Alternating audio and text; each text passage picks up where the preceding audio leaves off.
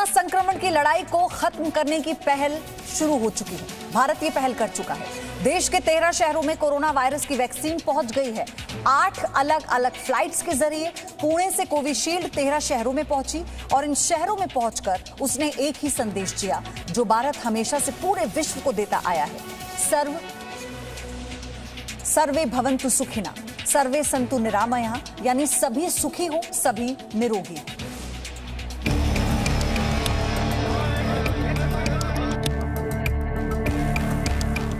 इस छोटे से बॉक्स ने लोगों में उम्मीद की किरण जगाई है। इसमें मौजूद है कोरोना वायरस की वैक्सीन, जिसका संदेश है सर्वे सन्तु निरामयः। ये श्लोक शांति पाठ का है जो दुनिया को संदेश देता है कि सभी निरोगी हो।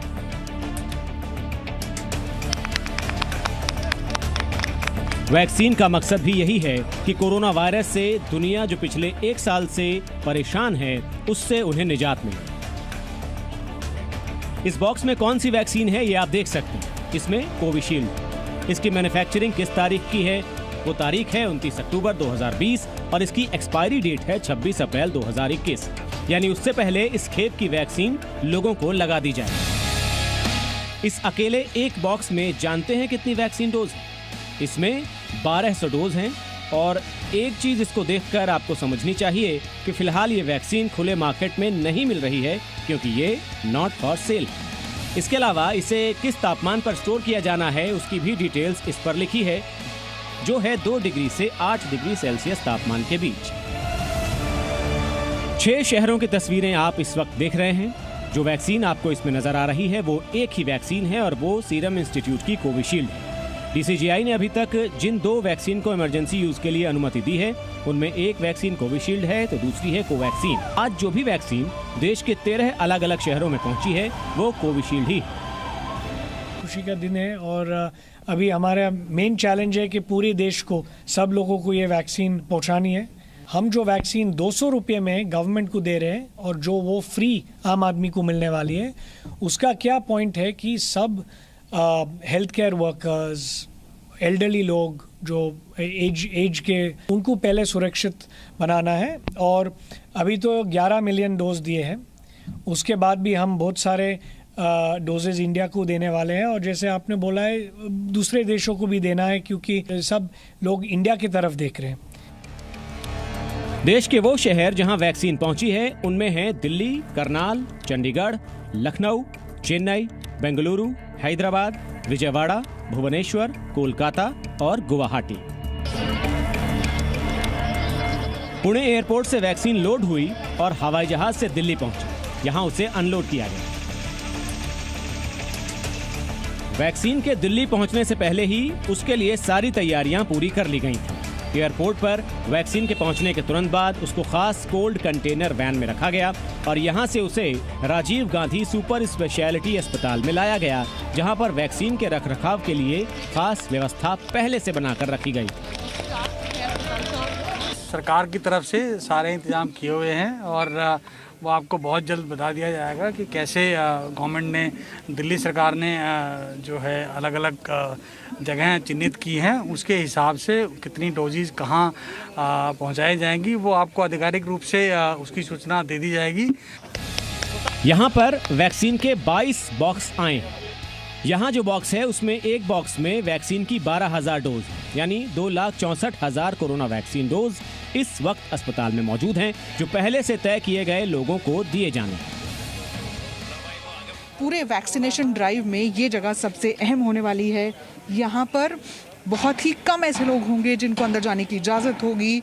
सुरक्षा के इंतज़ाम हमेशा वैक्सीन के लिए किए जाएंगे। अस्पताल की तरफ से भी सुरक्षा कर्मियों का डिप्लॉयमेंट होगा और दिल्ली पुलिस के जो लोग हैं वो भी यहाँ पर सुरक्षा में मौजूद हैं।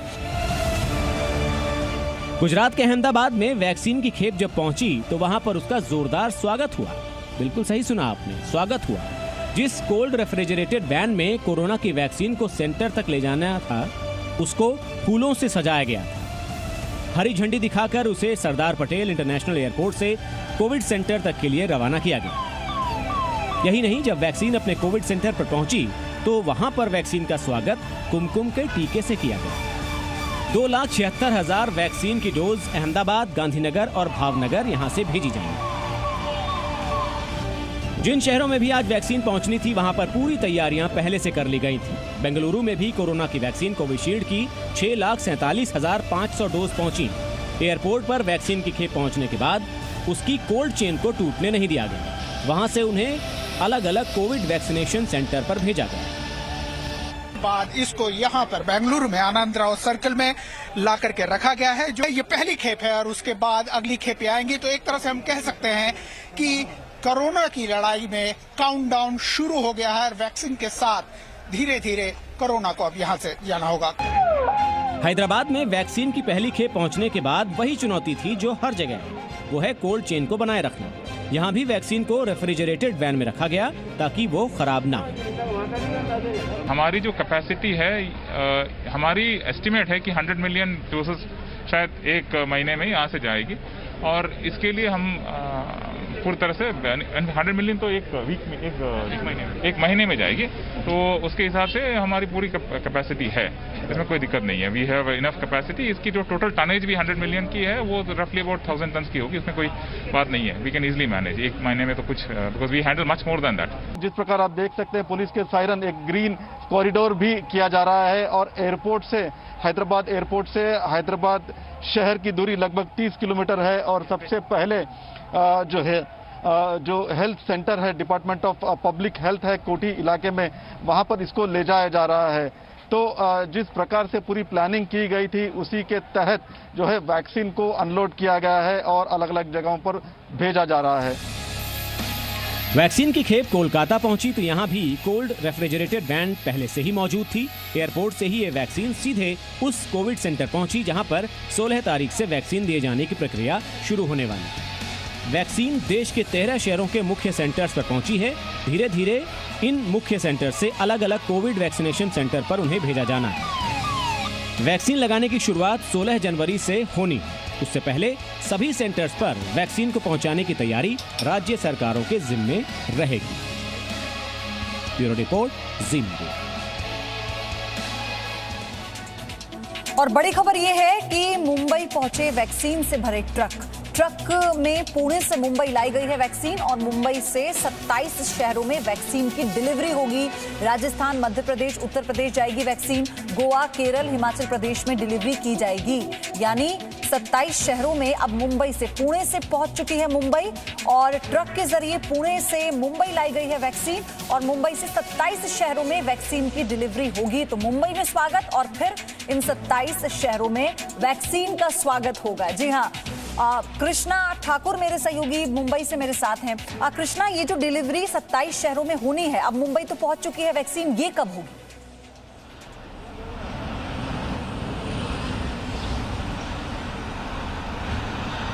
कृष्णा, आपको मेरी आवाज मिल पा रही है? जी आ रही है, आवाज आ रही है। कृष्णा, सवाल मेरा ये कि मुंबई पहुंच गई है लेकिन अब इंतजार उन 27 शहरों के लोगों को है जहां पर इसे जाना है, तो कब पहुंचेगी ये वैक्सीन?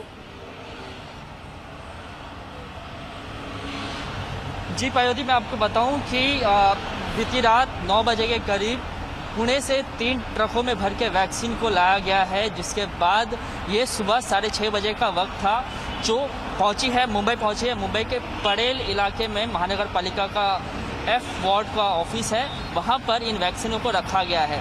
आपको बताऊं कि लगभग 1 साल से देश जो है वो कोरोना की मार झेल रहा है, लेकिन अब वो वक्त आ गया है जब पूरे देश में वैक्सीन लोगों को दी जाएगी। 16 तारीख का जो दिन है वो निर्धारित किया गया है और उसी के क्रम में पहले हमने देखा कि मंगलवार की सुबह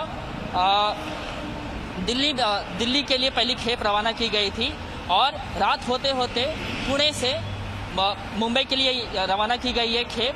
लेकिन मुंबई में मैं आपको बताना चाहूँगा कि यहाँ से 27 अलग अलग इसके लिए राज्यों के लिए जाएगी। इसमें मैं आपको एक बात बता दूं कि ये जो वैक्सीन की खेप लाई गई है वो मुंबई के लिए नहीं है, मुंबई से अलग अलग राज्यों के लिए जाएगी।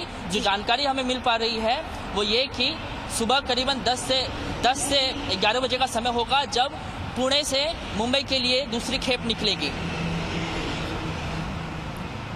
बहुत बहुत धन्यवाद आपका कृष्णा, ये सारी जानकारी साझा करने के लिए। तो अभी दूसरी खेप पहुंचेगी और जब दूसरी खेप भी आ जाएगी उसके बाद फिर ये अलग अलग राज्यों के 27 ऐसे शहर हैं जिन्हें चिन्हित किया गया है जहां पर सबसे पहले इस वैक्सीन की खेप को पहुंचाया जाएगा। मुंबई इसमें से कोई भी वैक्सीन अभी नहीं दी जाएगी। भारत अब उस चरण में पहुंच गया है जहां से कोरोना वैक्सीन लोगों को लगाए जाने की शुरुआत बस होने वाली है। 16 जनवरी से बड़े अभियान के तहत ये कार्यक्रम शुरू होने वाला है। हालांकि ये शुरुआत में कुछ चुने हुए लोगों को ही लगाई जाएगी ताकि उन्हें स्वस्थ रहते देश के बाकी लोगों को ये वैक्सीन लगाई जा सके।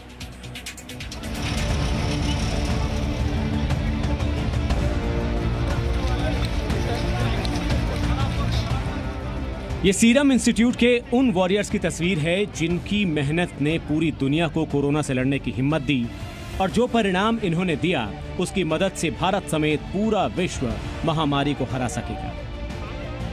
ऑक्सफोर्ड, एस्ट्राजेनेका और सीरम इंस्टीट्यूट की कोरोना वैक्सीन अभी तक सबसे सुरक्षित और असरदार मानी जा रही है और इसकी खासियत यही है कि ये बाकी वैक्सीन के मुकाबले सबसे सस्ती है। भारत में तो ये वैक्सीन 200 रुपए प्रति डोज है जो बाकी वैक्सीन के मुकाबले सबसे कम है। भारत सरकार ने 110 लाख डोजेज कोविशील्ड वैक्सीन की SII यानी सीरम इंस्टीट्यूट ऑफ इंडिया से एट द कॉस्ट ऑफ ₹200 पर डोज प्रोक्योरमेंट करने का एग्रीमेंट किया है। इसी प्रकार भारत सरकार ने कोवैक्सीन वैक्सीन की 55 लाख डोजेज भारत बायोटेक से प्रोक्योर करने का निर्णय लिया है।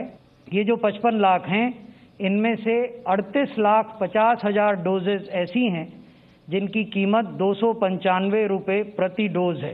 तो अगर आप ये पूरे 55 लाख का दाम देखें, क्योंकि हम भुगतान 38,50,000 का ही करेंगे और 16,50,000 फ्री में उपलब्ध कराई जाएंगी, तो उसकी प्रति डोज की कॉस्ट 206 रुपये होती है। फाइजर और मॉडर्ना की वैक्सीन के मुकाबले दुनिया के आधे से ज्यादा देश कोविशील्ड और भारत में बनने वाली वैक्सीन से उम्मीद लगाए बैठे हैं। कोविशील्ड के असर को लेकर तो कहा जा रहा है कि इसका जब हाफ डोज दिया गया तो एफिकेसी 90% तक रही। एक महीने बाद फुल डोज में एफिकेसी 62% तक रही। दोनों तरह के डोज में औसत एफिकेसी 70% तक रही। आपको यहाँ बता दें कि WHO के मुताबिक 50% से ज्यादा कामयाब रहने वाली वैक्सीन या दवा के असर को कामयाब की श्रेणी में रखा जाता है, यानी वो इस्तेमाल में लाई जा सकती है। इस तरह से कोविशील्ड को कामयाब कहा जा रहा है और इसकी खासियत ये भी है कि इसको आसानी से दुनिया के किसी भी देश में ट्रांसपोर्ट किया जा सकता है। साइड इफ़ेक्ट्स तो सब वैक्सीन्स में हो सकते हैं और हमें ये इससे डरना नहीं चाहिए। बहुत ही माइल्ड साइड इफ़ेक्ट्स होंगे, उसमें हमें विश्वास और फेथ रखना चाहिए। बहुत ही ज़रूरी है कि जितना वैक्सीन्स हम ले सकते हैं हमारे खुद के लिए नहीं है, हमारे सब फैमिली और जो बच्चे हैं, माँ बाप हैं, उनको भी प्रोटेक्ट करने के लिए ये लेने के लिए ज़रूरत है। सरकार की निगरानी में DCGI जिन 2 वैक्सीन को इमरजेंसी यूज की अनुमति दे चुकी है उनसे उन्हें काफ़ी उम्मीद है। यही वजह है कि सरकार ने जांच परख कर उन्हें अनुमति दी। इसीलिए वो बड़े स्तर पर देश में इसका प्रयोग भी करने जा रहे हैं।